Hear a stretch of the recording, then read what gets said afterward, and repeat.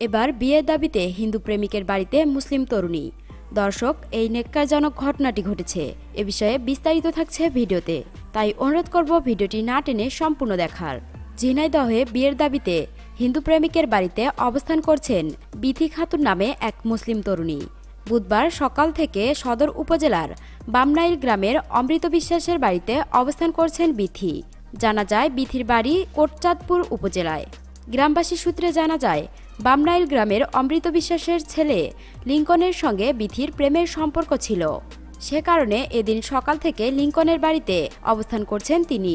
শুধু অবস্থানেই নয়, বিয়ে না করা পর্যন্ত তিনি অনশন করে যাবেন বলে জানায় গ্রামবাসী। বিথি খাতুন বলেন, আমি মুসলিম সম্প্রদায়ে অসহায় গরিব পরিবারের মেয়ে। আমি লিঙ্কনের সন্তানের মা হতে চলেছি। আমি লাশ হয়ে ফিরব, কিন্তু বিয়ে না করে ঘরে ফিরব না।